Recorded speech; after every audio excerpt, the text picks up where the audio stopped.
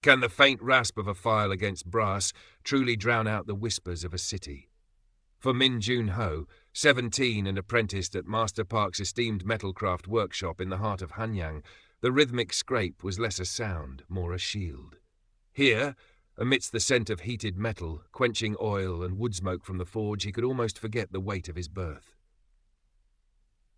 Son of a forgotten nobleman and a woman whose respectable lineage couldn't erase the stain of her association.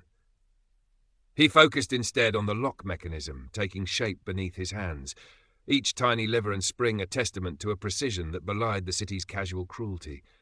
His fingers, stained and calloused, moved with an innate grace, coaxing life from inert metal. This was his sanctuary, his purpose. Master Park's workshop, nestled in a lane branching off the bustling main street of Jongno, was renowned for its intricate Jatongse locks and ornate Jangsok furniture fittings. Master Park himself, a man whose stern face was etched with the lines of decades spent hunched over anvils, possessed a grudging respect for Jun-ho's undeniable talent. It was a respect that chafed Park Ji-hoon, the master's own son, like ill-fitting silk. Ji-hoon, older by 2 years, carried himself with the unearned confidence of inheritance, his hands soft, his skill adequate, but lacking the spark, the intuitive understanding that flowed so effortlessly from Jun-ho. "Still polishing that same piece, Jun-ho?" Ji-hoon's voice, smooth and laced with condescension, cut through the workshop's hum. "Father requires speed as well as neatness." He leaned over Jun-ho's bench, deliberately casting a shadow. Jun-ho didn't look up, his focus unwavering on seating a minuscule pin. "Precision takes time, Ji-hoon Hyung," he murmured, the honorific a necessary courtesy, though it tasted like ash. Ji-hoon sneered. "Perhaps some find more time than others, neglecting simpler tasks." He gestured vaguely towards a pile of brass plates waiting to be cut. It was a familiar dance, Ji-hoon shirking laborious preparation, implying Jun-ho was slow or favoured. Later that evening, Jun-ho walked the winding, darkening alleys towards the small room he shared with his mother near the Cheonggyecheon stream. The air hung thick with the smell of cooking fires, damp earth, and the ever-present murmur of the water. He found Madame O mending clothes by the dim light of an oil lamp, her face worn but retaining a quiet dignity that seemed out of place in their impoverished surroundings. She had once belonged to a family of scholars, her hands meant for brushes and books, not needles and coarse thread. "You are late, Jun-ho," she said softly, her eyes scanning his face for signs of trouble. "Master Park had me refine the hinge design for the Lee family chest," he replied, omitting Ji-hoon's barbs. He laid a small package on the low table, a few sweet rice cakes, bought with the meagre coins earned from a quick repair job he'd done after hours. Her smile, though faint, warmed him more than the brazier's coals. "You work too hard," she sighed, but her pride was evident. "Remember your father's words. True worth lies not in station, but in the perfection of one's craft and character." Her voice held no bitterness towards the man who had sired Jun-ho and then faded from their lives, only a quiet insistence on integrity. It was a principle she lived by, facing their reduced circumstances with unwavering grace, her past a silent testament to fallen fortunes. This quiet strength was Jun-ho's anchor. The following week brought a ripple of excitement through the workshop. Master Park gathered his apprentices, his usual sternness replaced by a rare gleam of ambition. "We have been granted a commission of great importance," he announced, his voice resonating in the suddenly silent space. "The Royal Household Department requires new locks and fittings for the renovation of the Jeongjeon Hall at Gyeongbok Palace. Only the finest craftsmanship will suffice." A collective intake of breath followed. A royal commission was the pinnacle of achievement, a mark of ultimate prestige. Master Park's gaze swept over the apprentices, lingering briefly on his son, then settling on Jun-ho. "The locking mechanisms," Master Park declared, "require exceptional innovation and precision. Jun-ho, you will be responsible for the design and execution of the primary Jatongsoy locks." He turned to his son. "Ji-hoon, you will oversee the crafting of the decorative Jangsuk plates and hinges. Ensure they are flawless." The distinction was clear. The core, the intricate heart of the commission, was entrusted to Jun-ho. Ji-hoon was assigned the surface, the ornamentation. A flush crept up Ji-hoon's neck, his knuckles whitening as he clenched his fists. He managed a stiff nod, but his eyes, when they flickered towards Junho, burned with a mixture of fury and humiliation that sent a chill down Junho's spine. The weight of the commission settled heavily on Junho's shoulders, a mixture of exhilaration and trepidation. This was the chance to prove himself, to transcend the whispers about his birth through sheer skill. He immersed himself in the work, sketching designs late into the night in their small room, Madame O quietly providing tea and encouragement. He studied ancient lock design, seeking inspiration, but aiming for something new, something uniquely secure and elegant. Ji-hoon's resentment began to manifest subtly at first. A specialized file Junho needed would inexplicably vanish from his workbench, only to reappear days later in an obscure corner. A carefully measured sheet of brass would be accidentally knocked to the floor, acquiring a dent that rendered it useless. Ji-hoon would offer insincere apologies, his eyes glinting with malice. "Clumsy of me, Junho," he'd say. "You should take more care where you leave your materials." Junho learned to guard his tools, to double-check his materials, the added vigilance stealing precious time and energy. He felt the tension coiling in his gut, a constant, low-level anxiety beneath the intense focus his work demanded. One afternoon, Seoeol entered the workshop. Her father owned a nearby shop selling high-quality Hanji paper and brushes, and she sometimes delivered orders or ran errands. She possessed a quiet intelligence and an observant nature. Today she brought a small, intricately carved wooden box, its tiny brass lock jammed. "Master Park," she began, her voice clear and pleasant. "My father wonders if this old lock can be repaired. It holds sentimental value." Master Park waved a dismissive hand. "Too fiddly. Ji-hoon, see to it if you have time." Ji-hoon glanced at the box with disdain. "It's probably not worth the effort, Yeon-hee-see." Junho, however, felt drawn to the challenge. He saw the delicate workmanship, the puzzle of the jammed mechanism. Hesitantly, he spoke up. "May I look, Master?" Master Park grunted assent. Junho took the box gently, his fingers probing the tiny lock. Within minutes, using a thin probe he fashioned from a scrap wire, he diagnosed the issue, a minuscule burr on one of the levers. With deft, precise movements, he smoothed the imperfection. The lock clicked open smoothly. Yeonhee's eyes widened slightly, a spark of admiration in her gaze. "Oh, thank you, Junho-see. You have truly skillful hands." Ji-hoon scowled, turning away abruptly. Yeonhee offered Junho a warm smile before leaving, a silent acknowledgement that lingered in the air long after she departed. It was a small moment, but it felt like a sliver of light in the growing shadows of Ji-hoon's hostility. The pressure of the Royal Commission intensified. Deadlines loomed, and the complexity of the locks Junho envisioned required unwavering concentration. He began experimenting with a novel double-locking mechanism, one that would offer unprecedented security, inspired by the interlocking patterns he saw in nature and traditional knotting. It was ambitious, requiring parts milled to tolerances finer than anything the workshop typically produced. Ji-hoon's sabotage grew bolder. One morning, Junho arrived to find a crucible of carefully prepared silver alloy, meant for casting delicate lock components, cracked and useless. Ji-hoon blamed the overnight chill, a flimsy excuse that fooled no one, least of all Junho. But proving deliberate malice was impossible. Master Park, though likely suspicious, seemed unwilling to confront his son directly, merely exhorting Junho to make up for lost time. The strain began to tell. Junho grew thinner, shadows deepening under his eyes. His worry for his mother gnawed at him. Madame O's persistent cough seemed to worsen with the dampness that crept into their room from the nearby stream. He knew she needed better lodging, warmer clothes, proper medicine, but every spare moment, every spare coin, was consumed by the commission and the need to counteract Ji-hoon's interference. He sought refuge occasionally in the cluttered workshop of Old Man Kim, a grizzled metalworker whose small shop near Namdaemun Market was crammed with tools, scrap metal, and half-finished projects. Kim Yong-gam was known for his skill in repairs and his sharp tongue, but he possessed a fundamental fairness. "Trying to reinvent the keyhole, are we?" Old Man Kim grumbled, examining Junho's sketches for the double-locking mechanism. He squinted, holding the paper close to the lamp. Clever, ambitious, vulnerable here. He tapped a point on the diagram with a stained finger. If the spring tension isn't perfect. Junho listened intently, grateful for the honest critique. Old Man Kim, unlike Master Park, judged only the work, not the craftsman's lineage. He offered practical advice on tempering the tiny springs and suggested a source for a particularly fine grade of steel Junho needed. "Don't let the workshop politics dull your edge, boy," the old man advised gruffly.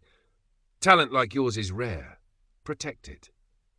Ji-hoon, meanwhile, focused his efforts on undermining Junho's reputation. He subtly spread rumors among the other apprentices and even suppliers, hinting that Junho was arrogant, secretive, perhaps even cutting corners due to his Seoeol background, implying an inherent untrustworthiness. "One must question the foundations when the origins are irregular," he'd murmur, loud enough for Junho to overhear. The whispers created an isolating chill, even as Junho's work progressed brilliantly. Seoeon-hee visited the workshop again, this time bringing patterns her father thought might inspire the Jangsok designs. While Ji-hoon preened, taking credit for elements Junho had subtly suggested, Yeon-hee's gaze sought out Junho. She noticed the fatigue etched on his face, the defensive tension in his posture. "Your lock designs," she said quietly, when Ji-hoon was momentarily distracted. "They seem alive, like intricate puzzles waiting to be understood."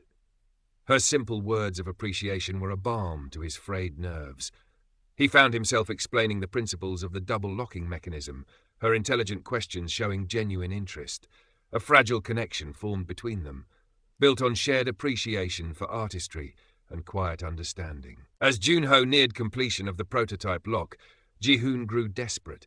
He saw the elegance and ingenuity of Junho's creation, a stark contrast to his own competent but uninspired decorative plates. The recognition Junho would receive, the praise Master Park couldn't withhold. It was intolerable. His envy curdled into a plan, more vicious than any before. He observed Junho meticulously crafting the final critical component, a unique interlocking pin, the heart of the new mechanism. Late one night, when the workshop was deserted, Ji-hoon let himself in. Under the flickering moonlight filtering through the workshop window, Ji-hoon moved stealthily towards Junho's workbench. He located the small velvet-lined tray where Junho kept the finished components for the prototype lock. With trembling fingers, he picked up the intricate interlocking pin Junho had spent days perfecting. Beside it lay a near-identical pin, one Ji-hoon had crudely fashioned himself, deliberately weakened at a critical stress point, a flaw invisible to the casual eye but designed to fail under pressure. He made the switch, placing Junho's perfect pin into his own pocket and leaving the flawed one in its place. A cruel smile touched his lips as he slipped back into the darkness. The next morning, Junho sensed something amiss almost immediately. The flawed pin felt subtly wrong in his fingers, lacking the perfect balance, the infinitesimal smoothness he remembered. He examined it under his magnifying glass, suspicion coiling cold and sharp in his stomach. There was a slight roughness near the base, a microscopic inconsistency in the metal's grain. It wasn't his work. Ji-hoon. It had to be. His first instinct was anger, a hot surge demanding confrontation. But what proof did he have? Ji-hoon would deny it, twist the accusation, perhaps even claim Junho himself was trying to cover up shoddy work. Master Park, already stressed by the commission, might favor his son's word over that of his Seoeol apprentice. Despair threatened to engulf him. All his work, his chance, undermined by petty jealousy. He sat very still, the flawed pin cold in his palm, the rhythmic sounds of the workshop fading into a dull roar in his ears. He thought of his mother, her quiet sacrifices, her unwavering belief in him. He thought of Old Man Kim's gruff advice, "Protect it." He thought of Yeon-hee's simple faith in his skill. He couldn't let Ji-hoon win. But time was desperately short. Crafting a new pin of such complexity would take days he didn't have. The royal household official was due for the final inspection and demonstration in less than 2 days. He needed another solution. He spent that evening hunched over his sketches, not in their small room, but seeking refuge in the relative quiet of Old Man Kim's deserted shop, having pleaded for the key. The flawed pin lay before him. He couldn't replace it, but could he compensate for its weakness? His mind raced, recalling principles of leverage, stress distribution, counterbalancing. It seemed impossible. Then his gaze fell upon a discarded piece of paper on Kim's cluttered bench. Not a technical drawing, but a practice sheet of calligraphy, elegant characters flowing across the page. His mother, despite their poverty, had insisted he learn the basics, believing it cultivated discipline and an eye for balance. He remembered her guiding his hand, explaining the importance of structure, of how each stroke supported the next, how negative space created harmony. An idea sparked. What if he didn't try to fix the pin itself, but altered the interacting components around it? Could he redesign the receiving slot, subtly changing the angles, adding a minuscule reinforcing brace, redistributing the pressure away from the pin's weak point? It would require incredible precision, modifying parts already deemed complete, working against the clock. It was a gamble, a testament to his deep intuitive understanding of mechanical forces, guided now by an aesthetic principle learned through ink and brush. He worked through the night, fueled by cold tea and sheer determination. The rasp of his finest file, the delicate tap of his smallest hammer, were the only sounds breaking the pre-dawn stillness. He had to modify 3 separate components of the lock housing, each change minute but critical, relying on his memory of the flawed pin's exact weakness. There was no room for error. As the first grey light of dawn seeped into the workshop, he fitted the flawed pin into the modified housing. It slid home with a soft click. He tested the mechanism gently. It held, for now. The day of the inspection arrived, taut with nervous energy. Master Park paced the main workshop floor, his face grimmer than usual. Ji-hoon affected an air of nonchalant supervision over the polishing of his decorative plates, but a tick near his eye betrayed his anxiety. Junho, weary but resolute, made final checks on the prototype lock, now mounted alongside Ji-hoon's ornate Jangsok on a demonstration board. Madame O had pressed his best clothes that morning, her hands lingering on his shoulders. "Be true to your skill, Junho," she'd whispered. "Truth finds its own light." Yeonhee had also stopped by briefly, offering a simple encouraging nod that steadied his nerves more than words could have. The royal household official, Minister Cho, arrived precisely on time, accompanied by 2 aides. He was an imposing figure, his face impassive, his eyes sharp and assessing. Sir Reginald Harcourt, the wealthy industrialist from the Victorian outline, is replaced by Minister Cho, representing the royal authority. Master Park bowed low, ushering the minister towards the demonstration board. "Minister Cho, we are honoured," Master Park began, his voice slightly strained. "My son, Ji-hoon, has overseen the crafting of the decorative elements, reflecting the dignity of the palace." Ji-hoon stepped forward, bowing, presenting the gleaming hinges and plates. Minister Cho examined them closely, nodding curtly. "Acceptable," he pronounced. "And the locks, Minister," Master Park continued, gesturing towards Junho, "required a novel approach to security. My apprentice, Min Junho, undertook this challenge." Junho bowed, his heart pounding against his ribs. Minister Cho's gaze fixed on him, cool and appraising. "An apprentice?" The question hung in the air, heavy with unspoken doubt about Junho's capability and perhaps his status. "His skill is exceptional, Minister," Master Park said, a flicker of defensiveness in his tone. "Let the work speak for itself," Minister Cho stated flatly. "Demonstrate the mechanism." This was the moment. Junho stepped forward, taking the specially crafted key. He inserted it into the lock. It turned smoothly. He engaged the first locking sequence. A soft, satisfying click echoed in the tense silence. So far, so good. Now the crucial part, engaging the second interlocking mechanism, the part that put maximum stress on the potentially flawed pin. He took a steadying breath, keenly aware of every eye upon him. Minister Cho's critical gaze, Master Park's anxious frown, Ji-hoon's barely concealed smirk, Yeonhee watching breathlessly from the doorway where she'd unobtrusively appeared, Old Man Kim having also materialized silently at the back. He turned the key further. He felt the faint, almost imperceptible resistance as the interlocking parts engaged. He expected a grating sound, a sudden stop, the sickening snap of failing metal. Instead, there was another clean, solid click. The double lock was engaged. Secure. Perfect. A collective sigh seemed to whisper through the workshop. Minister Cho leaned closer, examining the lock face, the keyway. "Intriguing design," he admitted. "Unlock it." Junho reversed the key. Both mechanisms disengaged smoothly. He repeated the process, locking, double-locking, unlocking. Flawless. The modification, born of desperation and inspired by calligraphy, had held. The redistributed stress had protected the weakened pin.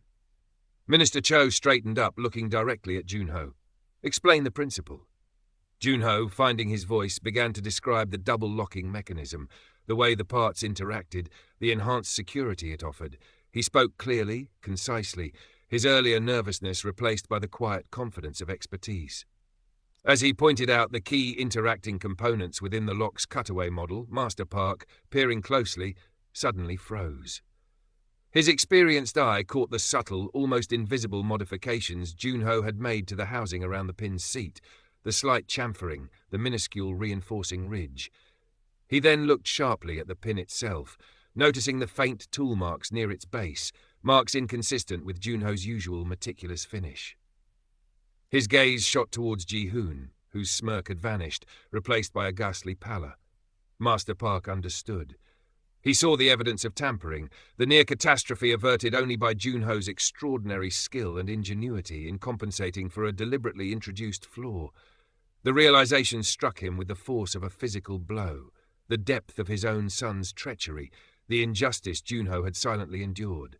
Shame and fury warred on his face. Minister Cho, oblivious to the internal drama, but clearly impressed by the lock itself, addressed Junho. "This is innovative work, young man. Truly innovative. It exceeds the requirements." He turned to Master Park. "Your workshop has delivered."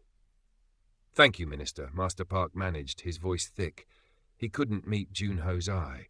As Minister Cho and his aides prepared to leave, issuing final instructions for the production of the full set, Master Park stepped forward. "Minister," he said, his voice regaining some of its customary authority, though strained. "There is one more thing." He picked up the cutaway model of the lock. "Look closely here at the main locking pin and its housing." He pointed directly at the modifications Junho had made and then at the pin itself, indicating the subtle signs of inferior workmanship inconsistent with the rest of the mechanism. "This lock," Master Park stated, his voice low but carrying in the sudden hush, "was deliberately sabotaged. The primary pin was replaced with a flawed imitation." His gaze locked onto his son. A flaw designed to cause catastrophic failure during this very demonstration. Ji-hoon flinched as if struck. He opened his mouth, but no sound came out. His face crumpled, guilt and fear starkly evident. Only Junho's remarkable skill in diagnosing the issue and his genius in modifying the surrounding components at the last moment prevented disaster. Master Park continued, his voice filled with a mixture of pride in Junho and profound disappointment in Ji-hoon.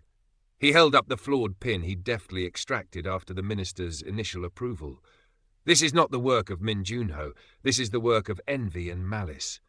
A shocked silence descended. Yeon-hee gasped softly. Old Man Kim grunted, a sound of grim satisfaction. Minister Cho's eyebrows shot up, his impassive mask cracking to reveal astonishment, then cold anger as he understood the implications, an attempt to defraud the royal household. Ji-hoon finally broke. "Father, I didn't mean," he stammered, shrinking under the weight of multiple accusing stares. "Silence!" Master Park roared, his authority absolute. He turned back to Minister Cho, bowing deeply. "Minister, I take full responsibility for this disgrace within my workshop. My son—" He couldn't finish the sentence. Minister Cho looked from the disgraced Ji-hoon to the composed Junho, then back to the master. "The integrity of the craft is paramount, Master Park," he said sternly, "as is the integrity of those who serve the royal household. See that this lapse is dealt with appropriately. The commission stands conditional on Min Junho overseeing all critical aspects." He gave Junho another long, measuring look, this time filled with undeniable respect. "You have a rare talent, young man. Do not let it be overshadowed." With a final curt nod, the minister departed, leaving wreckage in his wake. Master Park stood for a long moment, his shoulders slumped. Then he straightened, his face a mask of stone. He looked at Ji-hoon, his eyes filled with a sorrow deeper than anger. "You are no longer welcome in this workshop," he said, his voice devoid of emotion. "Or in my house. Gather your things and leave. Do not disgrace this family name further." Ji-hoon stared aghast, then seemed to shrink into himself. Without another word, head bowed in shame, he turned and stumbled out of the workshop, his future in the craft destroyed, his birthright forfeited. Master Park then turned to Junho. He hesitated, struggling for words. Finally, he met Junho's steady gaze. "Junho," he said, his voice rough. I have failed you, failed to see, failed to protect your work." He bowed his head slightly, a gesture of profound respect and apology. "Your skill, your integrity, they honour this workshop far more than my own blood has." He refined the double locking mechanism further, ensuring each lock produced was a masterpiece of security and craftsmanship. His innovative design began to attract attention beyond the palace walls. Orders came in from wealthy merchants and officials seeking locks of similar ingenuity. With the initial payment from the royal household and subsequent commissions, Junho was finally able to move his mother from their damp room by the stream. He found them clean, bright quarters in a modest but respectable neighbourhood, with a small courtyard where Madame O could sit in the sun. He bought her warm clothes and ensured she had nourishing food and proper medicine. Slowly, the persistent cough began to ease, and a touch of colour returned to her cheeks. Her pride in him shone from her eyes, a quiet joy that was his greatest reward. One evening, Master Park invited Junho to share tea in his private study above the workshop. The room was lined with scrolls and antique metalwork pieces. "Junho," the master began, pouring the fragrant tea, "the workshop needs a future built on true skill and integrity. My son, he chose another path." He sighed heavily. "I am getting old. I would be honoured if you would consider becoming my partner and eventually my successor, to carry on the craft under your own name alongside mine if you wish." Junho was stunned. Partnership, succession, it was more than he had ever dared to hope for. It was complete acceptance, a recognition that transcended birth and societal prejudice. "Master," he stammered, I would be honoured." Their bond deepened, evolving from master-apprentice to colleagues, collaborators, bound by mutual respect for the craft. Master Park seemed to find a measure of peace in securing the workshop's future in capable, honourable hands, even as the sorrow over his son remained. Junho's connection with Seoeol also blossomed. He visited her father's paper shop often, ostensibly to discuss designs or procure wrapping materials, but truly to spend time in her calming presence. They spoke of art, of craftsmanship, of their quiet hopes for the future. Her belief in him had been a silent anchor during the worst of times. One crisp autumn afternoon, walking beside the newly restored Cheonggyecheon stream, sunlight glinting on the water, Junho found the courage to speak of his feelings. Yeonhee's answering smile was radiant. Their future, like one of his intricate mechanisms, began to click into place. Old Man Kim, visiting the bustling, thriving workshop now implicitly under Junho's direction, surveyed the scene with a critical eye, but a corner of his mouth twitched upwards. "Told you," he grunted at Junho, clapping him roughly on the shoulder. "Truth of the mechanism always comes out." Junho stood at his workbench, sunlight streaming through the window, illuminating the fine lines he was engraving onto a silver lock plate. The rhythmic tap of his hammer was steady, confident. He thought of the journey, the whispers, the sabotage, the long nights of work fueled by desperation, and his mother's unwavering faith. He looked at his hands, no longer just tools of a trade, but instruments that had forged his destiny, proving that true worth, like the finest tempered steel, endures. The workshop hummed around him, filled not with the ghosts of envy, but with the quiet, satisfying music of creation, a testament to the enduring power of skill, integrity, and the quiet resilience of the human spirit. Madame O sat in their sunny courtyard, her mending basket momentarily forgotten, a peaceful expression on her face. Yeonhee arrived at the workshop door, carrying a small bundle of lunch wrapped in cloth, her smile meeting his across the busy room. The future, once uncertain and shadowed, now gleamed with the promise of hard-won happiness. The years that followed solidified Min Junho's reputation not just within Hanyang, but across the provinces. The Min Double Lock, as it became known, was sought after for its unparalleled security and elegance. Master Park, content in his semi-retirement, often watched Junho instructing new apprentices, his expression a mixture of pride and quiet reflection. He never spoke of Jihoon, whose name became a hushed cautionary tale among the city's artisans, a reminder that privilege without substance and ambition without integrity led only to ruin. Jihoon was said to have drifted, taking menial jobs, his bitterness a corrosive companion. Junho and Yeonhee married in a simple but joyful ceremony, attended by Madame O, Master Park, Old Man Kim, and the loyal workshop apprentices. Their life together was built on mutual respect, shared artistic sensibilities, and quiet affection. Yun-hee brought warmth and thoughtful order to Junho's life, her steady presence a constant source of strength. She continued to help her father in the paper shop, but also took an interest in the workshop's accounts, her sharp mind proving invaluable.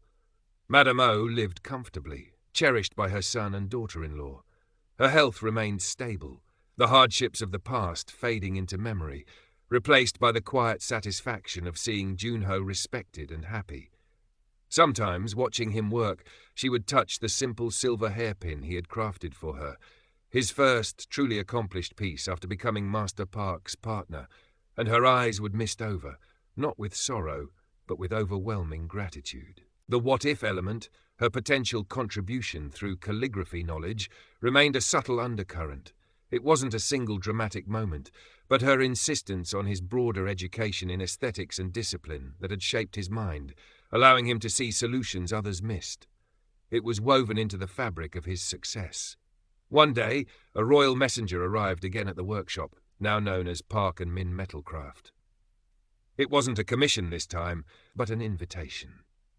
The king, hearing of the artisan whose innovative locks had secured the palace and whose reputation for integrity was widely praised, wished to grant Junho an honorary title and a reward for his contributions to the craft and national security. Standing before the king in the palace halls he had helped secure, Junho felt a sense of surreal completion. He wasn't a scholar receiving honors for